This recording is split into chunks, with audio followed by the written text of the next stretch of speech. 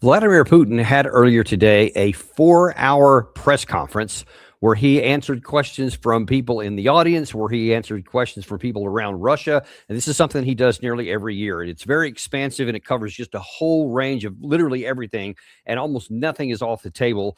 It's always a big production in the Russian side, and they almost always ask hard questions and put him on the spot sometimes. And he just says everything is fair game and he answers it. It's very popular in Russia.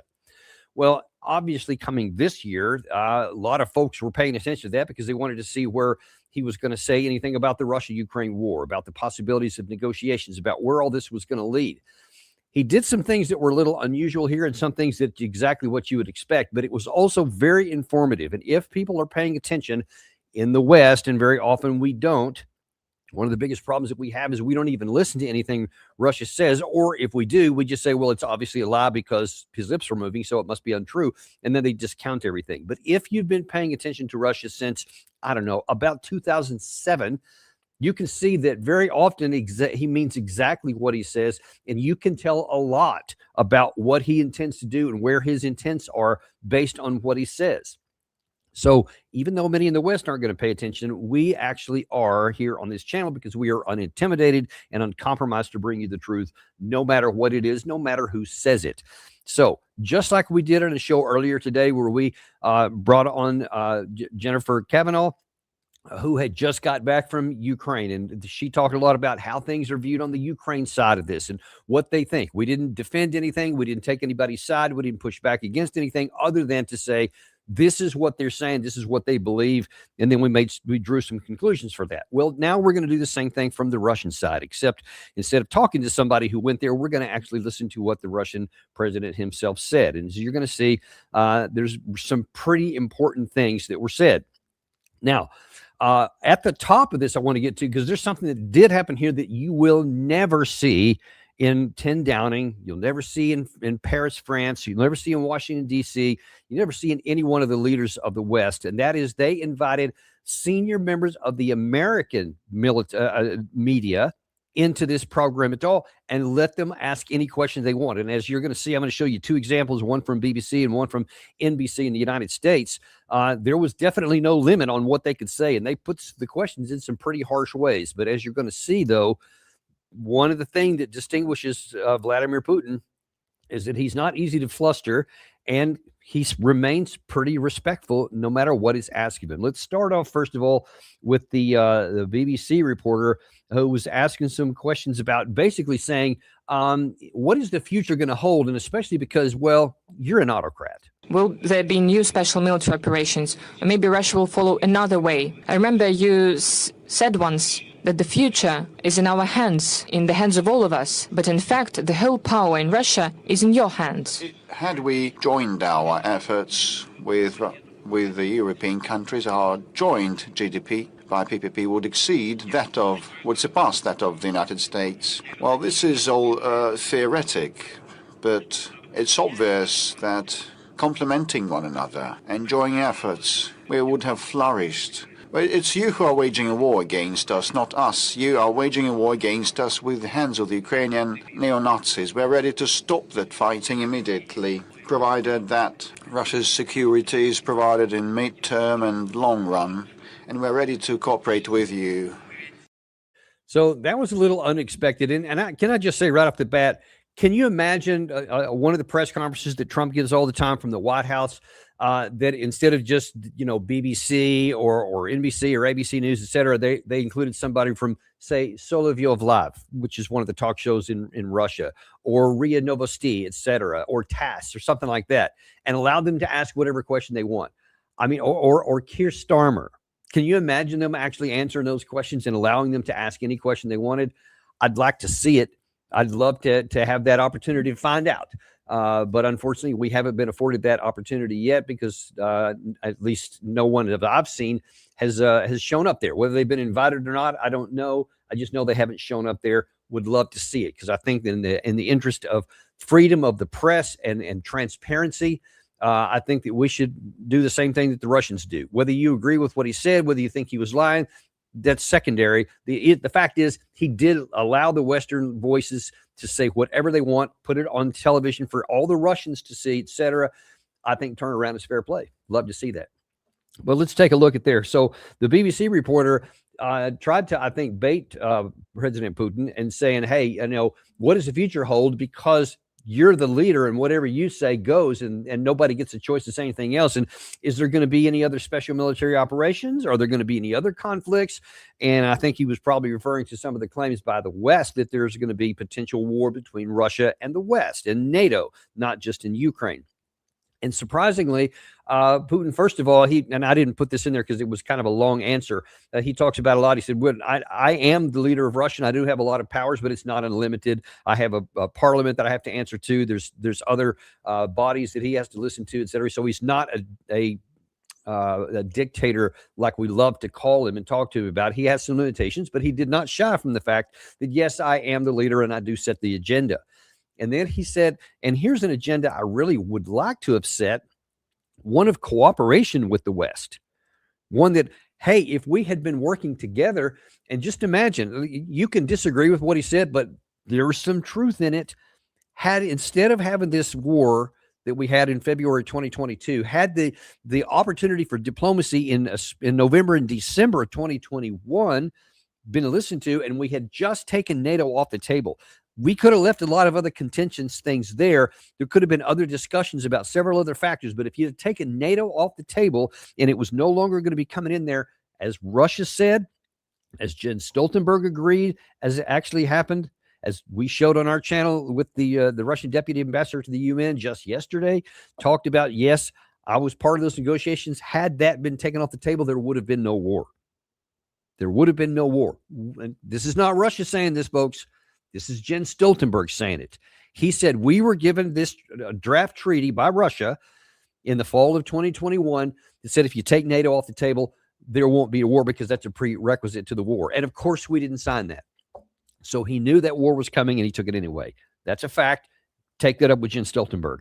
But that's the bottom line. So Russia's saying, what Putin's saying now is, had we done that, then instead of all this antagonism and these 19 rounds of sanctions, which harmed Europe more than it harmed Russia, it did harm Russia, it did hurt them, but it caused them to look from the West to the East and find new avenues of economic development and activities in ways that now make it much less susceptible to any future rounds of subject for sanctions, which we've tried, and all of them have failed to actually change the behavior. Many of them, and probably every one of them to some degree, hurt, but hurting is irrelevant if it doesn't change behavior. And because we have so weakened our opportunities, we don't have that potential. And at the same time, we have weakened ourselves because in the West, our economic activity is much more expensive because we have denied ourselves the inexpensive and easily accessible Russian gas and petroleum products. So that has harmed us. And then, of course, on top of just the loss of the cheap energy, which you need for your entire economic development, also they have spent hundreds of billions of euros of money thrown down an empty pit. They have drained their coffers of all these weapon systems and ammunition and everything else. And now then, because many of these dollars are zero sum, they actually have to cut their own services and things that they need for their own population, and they're not able to provide their own people's needs. He said all of that could have gone away, and instead we could have had mutual prosperity.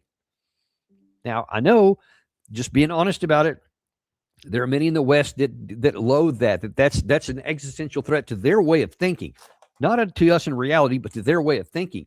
They do not want co-prosperity between Europe and Russia. They don't. They want Europe to win and they want Russia to lose. And they're willing to see Ukraine destroyed in the process, and they're willing to see their own economies cratered in the attempt to do something that is not manifestly not working. But Putin has said, I still remain open to that. And the fact that he still has opportunity for negotiations on the table today, even in the midst of this conversation, then we'll wait and see what happens. But he's also was very clear that there are limits to that. And let's actually get into the next one here. This is from NBC News from the United States. And he has a pretty provocative, in-your-face question. President Trump has a peace deal on the table. Ukraine is offering enormous compromises, yet you continue to talk of war. Mr. President, if you reject President Trump's peace offer, will you be responsible for the deaths of Ukrainians and Russians in 2026? We do not consider ourselves responsible for the death of people. It wasn't us who started this war. This war began after the coup d'etat, anti-constitutional coup d'etat, armed coup d'etat that happened in 2014, and the start of fighting on the part of the Kiev regime heads against their own people in the southeast of Ukraine.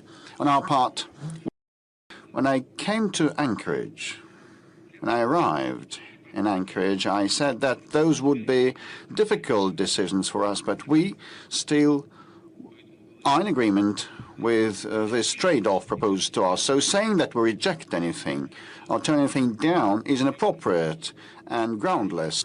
So the ball is entirely in the court of our Western so-called opponents. See, and just the way that the embassy reporter put the question right at the stop, he says that Ukraine offers enormous compromises, and that if Putin rejects peace, will he be responsible for all the deaths that follow? Implied in that statement, in that question, is that Ukraine is sitting here in this moral high ground, and that they are willing to find a just and lasting peace, as Keir Starmer says, on a daily basis. And that Zelensky says, we're looking for fair peace. That's what he wants. So to him, they're willing to say, all right, we'll concede some of the land. So he's willing to end the war on what appears to be, to this NBC reporter, a just status, a just plateau. And that if Russia doesn't agree to it, then they're being unjust, unfair. And therefore, if the war continues on, all of the deaths that follow will be as a fault of Russia.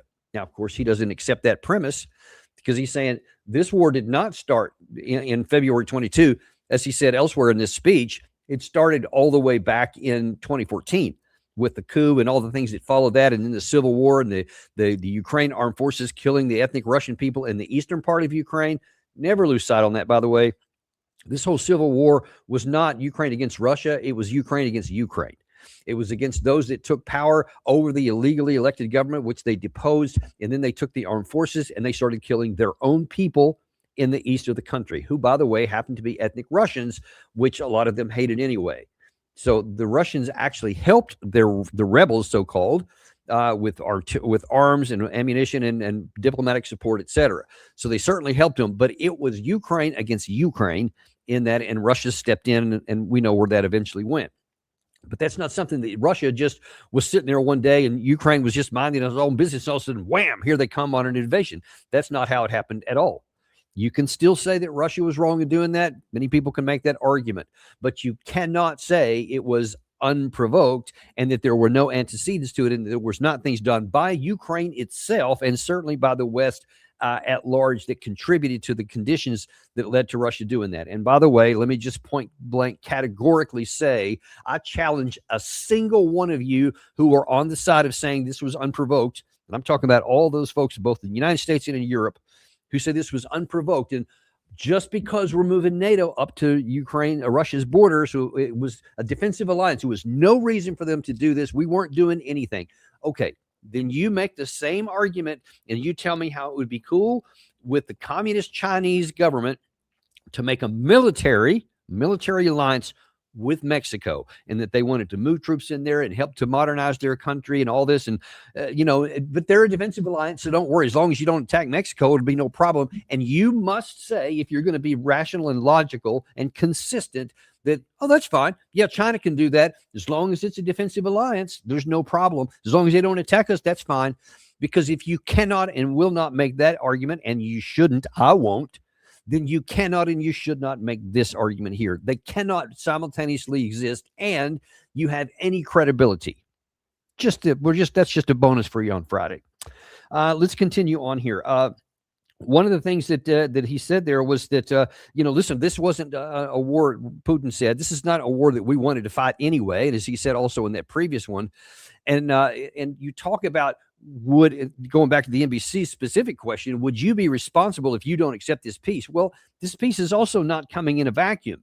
It's coming on the heels of a lot of Western voices, especially European voices, talking very, very much about a new conflict coming with Russia. So you have to ask the question, where are these claims coming from? And how do you think that Russia is going to react to this if you start talking in ways like this British air marshal? And I know I don't need to tell this audience that while the price of peace may be rising, the cost of strong deterrence is still far, far less than the cost of war. Sons and daughters, colleagues, veterans will all have a part to play, to build, to serve, and if necessary, to fight. And more families will know what sacrifice for our nation means. Why are you talking to your families about you will know the sacrifice? Why is that something that we need to go to? Why is that something that we should desire, that we'll know what sacrifice means on the par with World War II? And there was plenty other voices in Europe in just the last week or so that have been saying that this is going to be like our grandfathers, our forefathers fought this kind of fight. We need to be ready to fight. Why? There is no reason for it. There's no evidence that Russia is coming west. They have said absolutely over and over that they have no intention of doing this. They have no capacity to do this. They don't have any need to do this. They already have all that they need within their own borders, and that they have never shown any inclination to take anything in the West. Never. They, since 2007, said that they would consider using military force to keep NATO, the West, off of their border in Georgia and Ukraine. They did say that, and they did make good on that. That is it. They have not said that they're going to go looking for dragons to slay anywhere else, or that they have any interest of doing that or paying the price, because they recognize and openly say that this would be a huge drain on us and there would be no value to it because we're not going to benefit from it. It's not something you can sustain anyway. So they don't want to do it. They want it to end right here because they want their national security. But yet we keep pushing it. And in fact, Mark Rutte went a step further than this air marshal, and he says we're next on the Russian target list. The dark forces of oppression are on the march again. I'm here today to tell you where NATO stands and what we must do to stop a war before it starts. And to do that, we need to be crystal clear about the threat. We are Russia's next target. And we are already in harm's way. So he just said that categorically, never provided any kind of evidence to justify that, just declared it and just said it so. And then you may recall I said that was, I want to say it was a week ago today, actually, and I did a whole video on that. You can look on our channel and find out where that is, and you'll see the link there, so you can break down the whole thing, because he said a lot of other things on there. But what I pointed out at that time was that there is no evidence of this. It's just him saying it, and now then, as if this unsubstantiated claim, we're getting ready for war. Our countries are increasing their GDP they're spending on military. They're increasing the number of their soldiers. They're deploying some of them even closer to the Russian border, etc. Now, in light of all that, what do you think Russia's going to do? We get back again to this issue that some in the West, not all, but some, want us to be able to say whatever we want, there to be no consequences to anything, that we can do what we wanted. And the other side is just, if they're going to follow the rules-based order that we set for them, they're just going to sit on their hands and slump their shoulders and say, darn. But that's not how it's happened. We've seen graphic evidence that those days are over. This is not 1991 anymore. This is now 2025 heading into 2026, and there are radically different power balances that exist right now. So if we still act like it's 1991 and we've already had our nose bloody because of the failures to recognize there are consequences to our action, we're going to be even more surprised in the future here. But President Putin actually in this press conference actually addressed Mark Rutte's statement.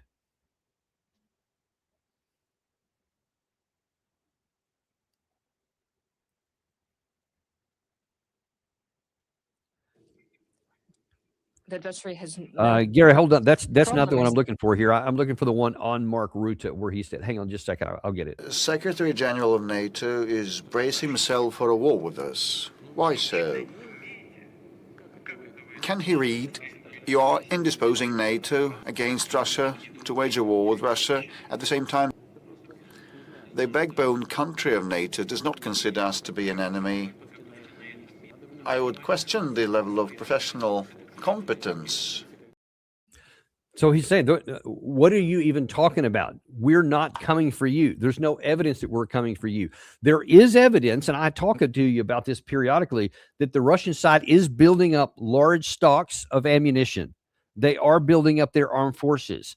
They are doing lots of things that would defend against a war with Russia, against Russia from the NATO. If the West goes to war, Putin did not even hide from this. He said this, I think it was just earlier this week, where he said, we have no interest in a war with anybody, but if you bring one to us, we are ready today to fight that.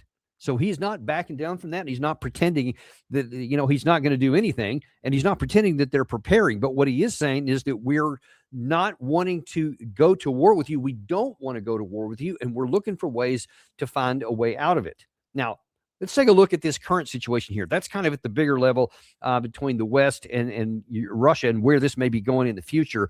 But let's take a look at what the more narrow thing, which is the issue at hand, and that is, where is this war going between Russia and Ukraine?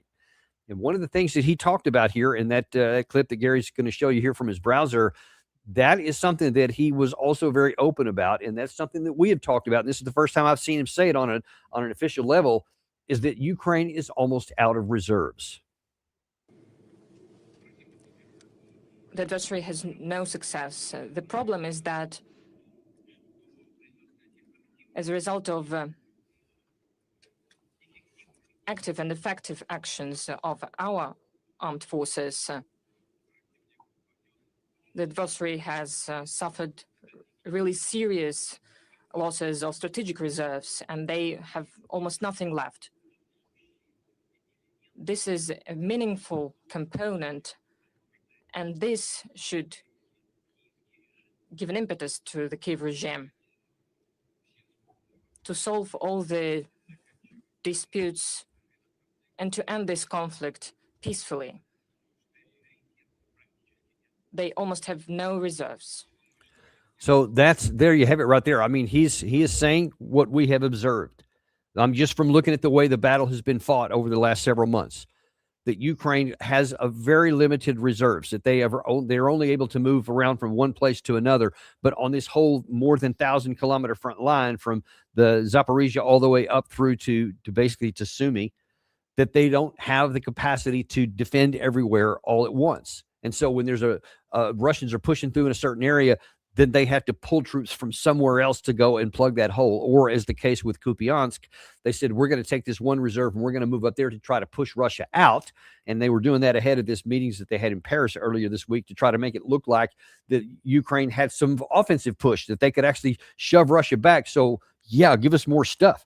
But as I showed you at the time, I speculated at the time, and now Russia is actually validating here, that's probably the only reserve they have, the one they're using there. So in order to use that, and I saw in a separate source from somebody sent me something earlier this afternoon, says, I believe it's the, let me see what it was. I believe it was the 142nd Brigade, if I'm not mistaken.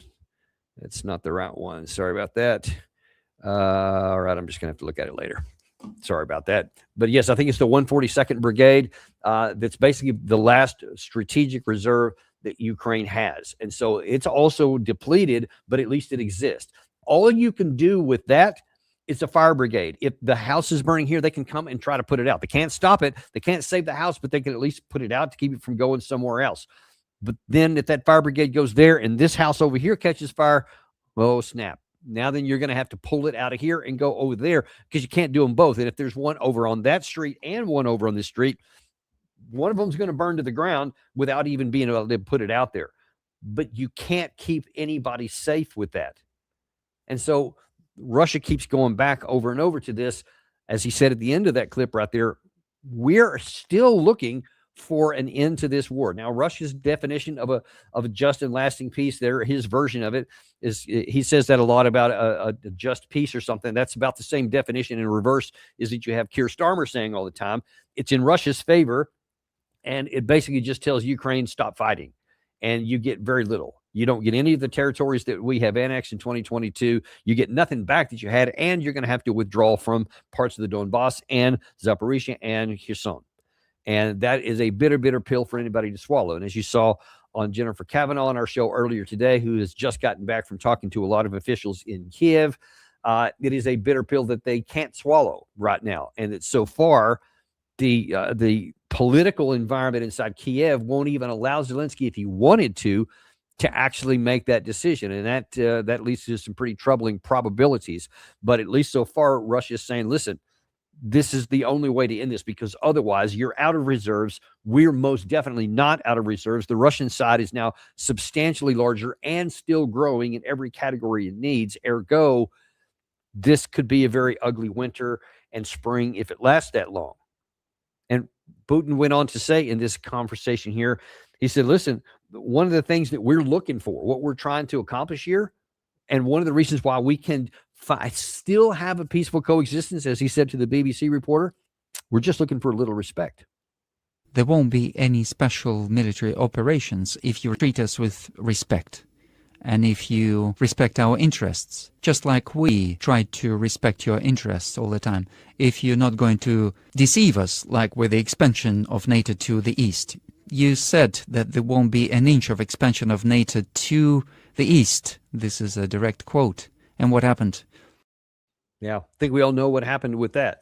And that's been covered extensively for decades here in the West and in the East. Everybody knows what happened with that. We said we wouldn't advance, and we did multiple rounds. We continued going because pseudo-armistice at the time, and Russia was too weak at the time to do anything about it. So we just plunged ahead, and that's not worked out very well. Now then, Russia is no longer weak, and we can no longer just tell them what they're going to do and tell them pound sand if you don't like it. Now then, they actually can do something in return. But Russia's still saying, we're not trying to move against you. We're not trying to get retribution. We're still saying, as long as you have mutual respect. He's saying, we respect you and we will respect you. We are not going to attack you no matter what Mark Rutte says. We're looking for mutual respect. Don't trust us. We won't trust you. We'll have our national defense capabilities. You can have your national defense capabilities on your side of the border.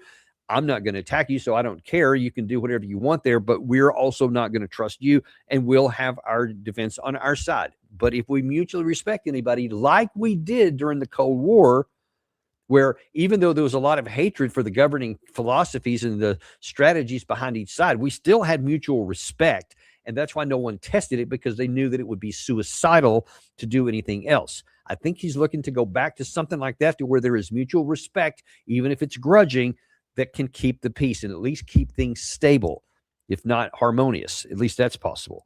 In terms of the United States, Vladimir Putin, I played part of this a second ago. I want to play a very narrow part of it here, is that he was saying, listen, what we did when Putin met with President Trump in Anchorage, Alaska, he says, I think we had a pretty good start for something there.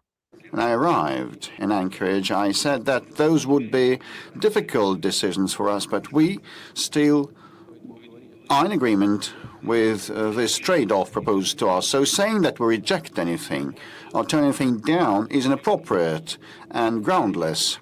So the ball is entirely in the court of our Western so-called opponents. Now, we've seen a lot of comments about this recently. You saw, I think it was this past Monday on ABC News, Sergei Rybkov, the deputy foreign minister for Russia, talked about this issue. Ambassador Polyansky on our show yesterday talked a little bit about this. What they both said was, in Anchorage, Alaska, the Russians, their understanding of that meeting, and they said so, by the way, in their publicly announced readout after that meeting, was that they believed that they had come to an understanding and a reasonable framework for how to get this over with the United States. That's what the Russians thought. They thought that Trump had agreed to some of these things. Trump subsequently said, I thought we had an agreement too, but apparently a very different one.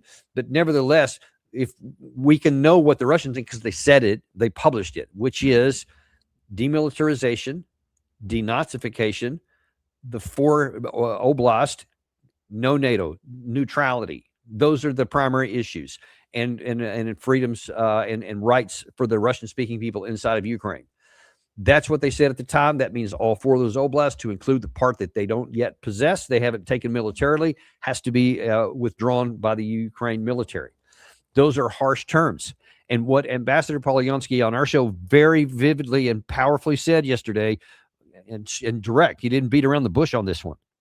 He said the deal that was offered in December 2021 that would have forestalled war was pretty good by today's standards.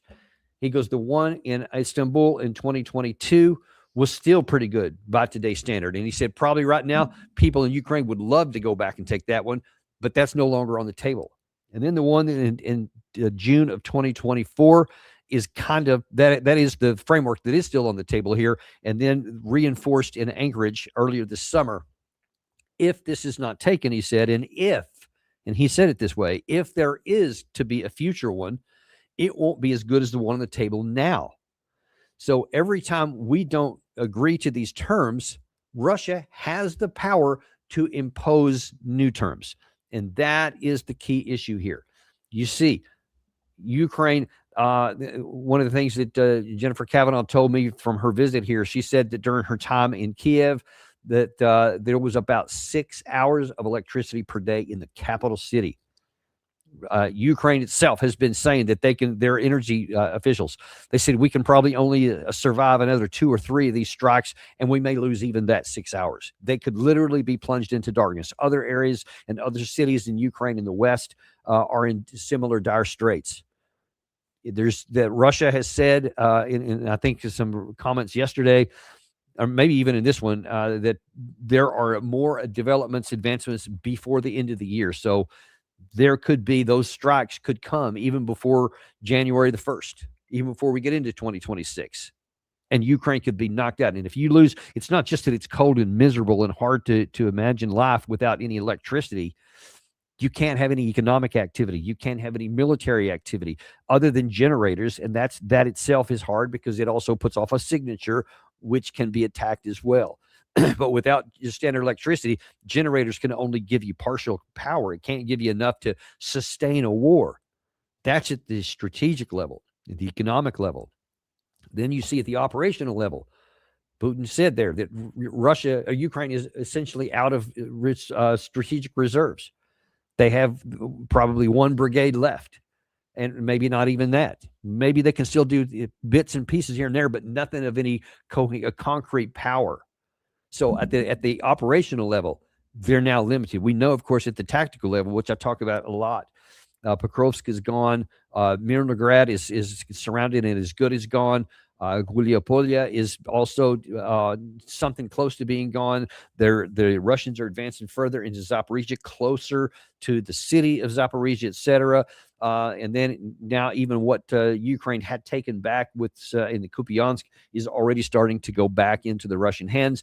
And then in the Kharkiv area and in the Sumy area, Russia again continues to advance. So everywhere you look, Russia is making good on their claims. And when they say we have the strategic advantage, they're demonstrating it on the battlefield, they're demonstrating it in the air, and they're demonstrating it in the economic realm.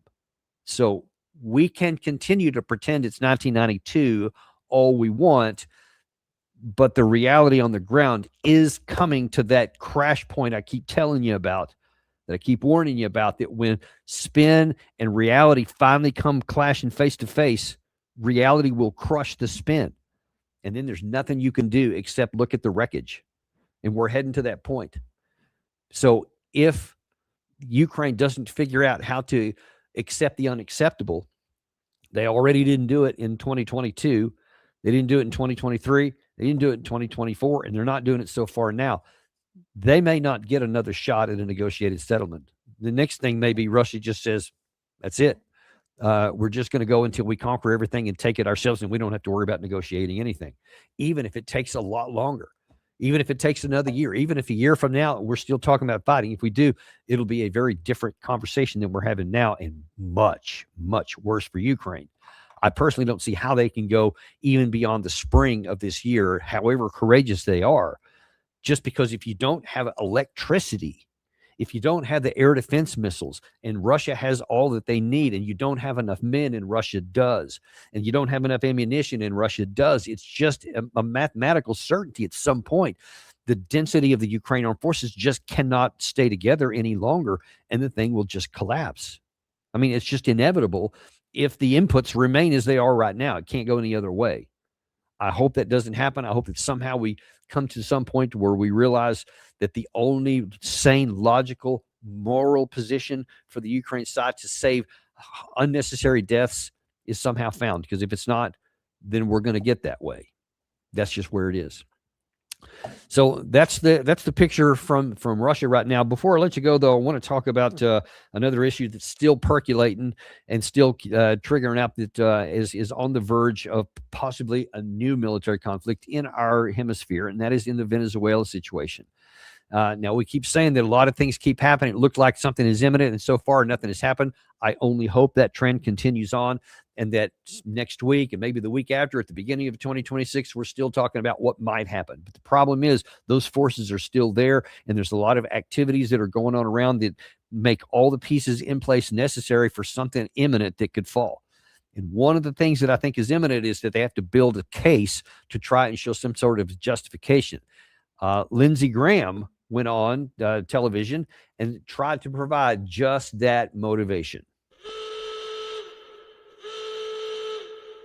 Maduro's not a legitimate president. He's actually head of one of these terrorist organizations, and I am glad that we're taking him on. But here's my concern. You got 15% of the Navy pointed at this guy. If he's still standing when this is over, this is a fatal, major mistake to our standing in the world. If after all this, Maduro is still in power, that's the worst possible signal you could send to Russia, China, Iran. That is the worst possible signal you can send to the American people. Because literally what Lindsey Graham just did in that soundbite is that he basically is taunting Donald Trump. He said, you got 15% of the entire United States Navy all around here. And if you don't use it, and if Maduro stays in power, then he claims we're going to look weak in the eyes of our allies and our friends, but especially China and Russia. And so that better not be the case, is the implication being there. And listen, Lindsey Graham is an idiot when it comes to military affairs. He is on television every day. The camera loves him in Washington, D.C. All the networks, both right and left, love to put him on there. He loves to be on the camera. So he's really good at messaging. He's terrible at actual policies, though. Hideous. Because it would be only a miracle if you went in there with a bunch of firepower and you would have to almost assassinate Maduro right away. You don't have to kill him right away, and then all of a sudden, with him gone, you can maybe go in there and try to say, all right, now then we're going to bring somebody else. Now you've got a whole separate load of issues if that happens. But if that doesn't happen, i.e., if he is able to survive these strikes and to go into hiding and then start to fight a guerrilla warfare, then the very situation that Lindsey Graham points to materializes. And all of a sudden, you're trying to kill him, you're trying to get to regime change, and you fail. And now, to an extent, I kind of agree with Lindsey Graham that we would look really weak. If you can't take this guy out, and by the way, let me just add in, we're already really weak, and we're already shamefully embarrassing because we have been trying since 2018 to get this guy driven out of power. We tried a coup back then, ham-fisted way with John Bolton was kind of leading that effort back when he was actually in the Trump administration. It was a disaster. It was completely stupid. There was no reason for it, and it failed. Now it appeared that Trump, for whatever reasons, we still don't know a lot about his motivations behind the scenes, but at least on the surface, it appears that he's like, all right, well, we messed up then because we didn't use military power. So this time, I'm not just going to threaten him. I'm just and say you should leave and try to facilitate an overthrow from within. This time, we're still going to try that, but now we're going to bring in the lethal military power. So if it doesn't work, we'll just kill him. That's what it looks like. And if we fire one missile and we start getting into that, and we try that process to literally kill him, then we have all kinds of problems. Because, as I said, if you don't succeed, you've got a whole problem that now your credibility is on the line, and then you look weak and stupid and incapable. If you say, all right, well, we can't have that, so we're going to double down, and now we're going to expand the amount of combat power. Now then you're even deepening more your disaster. and exposing more of your foolishness by trying to double down on something that shouldn't have ever been started. And then now that the cost to try and get that done would be enormous if you succeed at all. And we do have some experiences in jungle type atmosphere trying to have a war to get rid of some government we don't like and not succeeding very well, or in the mountains in a place called Afghanistan. Maybe you've heard of it. So we don't have a very good track record of doing that stuff anyway, and spending enormous amounts of time, money, and American lives and the target country lives as well.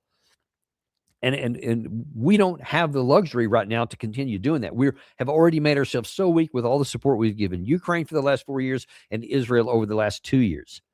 And now then you want to go and trying to get us sucked into another war. And of course, that could completely derail everything President Trump is trying to do domestically. He ran on, I'm not going to start any dumb wars and we're going to end all these others. He didn't end these others. The ones that matter, the ones that are real, are still being waged to one degree or another. And that includes, by the way, in the Middle East. Don't think that the war with Iran is over. It was just paused. All of those conditions remain unchanged. Even the situation in the West Bank and in Gaza are still very tenuous, and there's still lots of violence that are going on there. Nothing has been solved. There's just a state of ceasefire that's going on between those. We're still sending all kinds of aid and all kinds of other things. Now that we just announced an $11 billion aid package for military stuff to Taiwan. So you're just throwing hand over fist our money and our assets everywhere all over the world. And now then you want to get us sucked into a potential war that we can't get out of down here that should never be waged. I mean, you could literally just collapse our economy. We can't afford all that. And you can't succeed. And then now you've literally spread us to the four winds. And if China does foolishly do something in Taiwan, and we even more foolishly try to fight against them, we could literally be defeated. Because I mean, I can do a whole show on this. I have done a lot of analysis on this. If nothing else was going on and we tried to fight China or Taiwan, we would lose. But if on top of all these other things, you try to, do something on the cheap there, then you're going to get us crushed. And listen, even this situation here with Venezuela, it's not out of the question that they could get a lucky shot in and actually sink one of our ships because we're so close to the shoreline there. I mean, even if our air defenses are really good, they're not foolproof. And if they fire enough volleys of things and some of their anti-ship missiles get through, for example, or some of their drones get through, or some of their long-range fires, I mean, it's very possible that they don't go down easy. They don't go down without a fight, and we could lose a ship. I mean, it could be catastrophic for that, especially, I mean, just imagine, even if it didn't sink, if they hit the Gerald R. Ford, and there's all these images that would go around the world of the deck on fire or something, and there's smoke billowing, the ship possibly listing. I mean, that would be catastrophic. We're assuming that will never happen. Maybe it won't. Maybe all the air defenses and the flotilla that sits around it that also provides a lot of air defenses would work. Maybe they would, but you can't be guaranteed of that. Why risk something like that over something that is so inconsequential to our national security? Or even this whole drug issue, which is all a facade. That's a fake. There's nothing to that. That's not where the drugs primarily come from in America. They come from a bunch of other places that you're not going after. That's where we are, though. You see an American senator who's trying to shame the American president into starting military operations and to try and have a regime change operation on Maduro. Straight up, he said it flat out. If Maduro is still there after we've sent all this stuff there, we're in trouble. So he's basically taunting Trump, saying, you better do it. Now, I hope it would be great if President Trump would come out publicly and tell Lindsey Graham to shut the hell up. You don't know what you're talking about, and you aren't the president I am, and I'll take my own counsel. That would be great, publicly, not even privately. But so far he hasn't, and we'll see if it ends up happening that way. But as we're getting in toward the Christmas season and the New Year's and all that, not really shining up to be a really great outcome, and I certainly hope we get some changes of that, because this is would be terrible for America. It would be terrible for the people of Venezuela. Listen, whatever is going on with Maduro, whether he's an unauthorized president, whether he cheated, I don't have any idea. There's claims, counterclaims. It's not my issue. It's the people of Venezuela's issue. If they think that he cheated and they don't want to stand for that, that's up to them. That's what the people of that country can do. It's their right. It's their authority to do something about it. It's not ours. It's not ours. We don't have the authority. We don't have the right to just say, we declare him a bad guy, so we're going to go kill him and get him out and put somebody. We don't have that authority. And if we try to do that, that makes us look like the bullies that so many accuse us of being around the world. And I'm sick of that. I'll just be honest with you. I'm sick of that credibility. I'm sick of that being foisted on the country that I live in.